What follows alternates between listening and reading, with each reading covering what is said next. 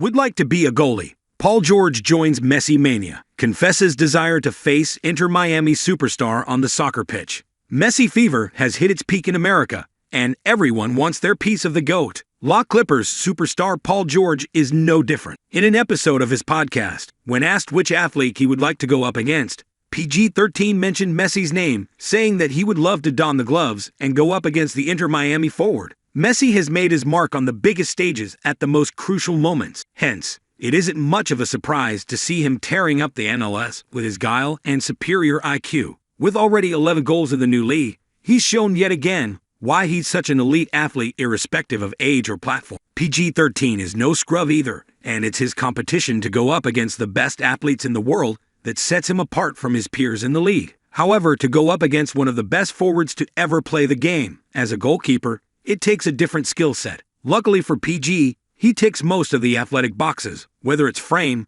reflexes, or arm strength, and he surely does tick the mental boxes having played in plenty of high-pressure games. George went into detail about his desire on Podcast Pete with Paul George. Messi's winning streak revives Inter Miami's MLS playoff hopes. Lionel Messi, the Argentinian football titan, has made a triumphant debut in the Major League Soccer, MLS, after joining Inter Miami. Despite having a 10-match losing streak before Messi's arrival, the club has now won 9 consecutive matches, with Messi contributing 11 goals. He's also led the team to their first major trophy. However, Inter Miami is still struggling in the MLS, currently ranking second from bottom in the Eastern Conference. Messi's debut in the league was during a match against the New York Red Bulls, which ended in a 2-0 victory for Inter Miami. Now, the team is preparing for a challenging journey to secure a playoff spot in the MLS, with Messi's full debut scheduled for a match against Nashville SC on Wednesday. The MLS is a North American league with a total of 29 clubs, including 3 from Canada.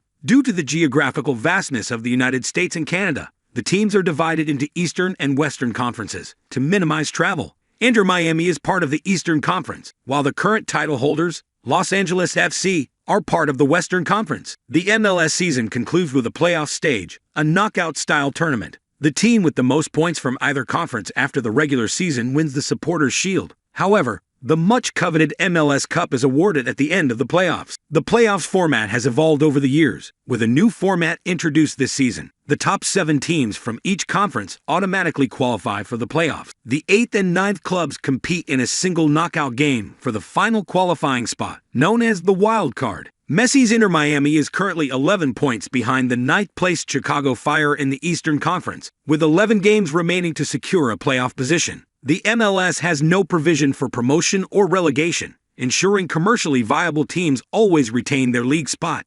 New teams join the MLS by paying a buy-in fee. The league, which started in 1996 with 10 teams, has been expanding ever since. Inter Miami joined the league in 2020, and the latest addition was St. Louis City SC this season. San Diego is set to have its own club in the league in 2025, bringing the total to 30 teams. And like most leagues worldwide, the MLS does not always pause for international breaks, meaning teams often play without key players who are called up to their national teams. This is expected to impact Inter Miami, with Messi likely to miss at least 3 games this season, while playing for Argentina in the 2026 World Cup qualifiers. Daniel Kortmanch, MLS Executive Vice President for Communications, stated that the league's relatively young age of 28 seasons has allowed it to be innovative and do things differently. "We are the North American dialect of the world's game," he said.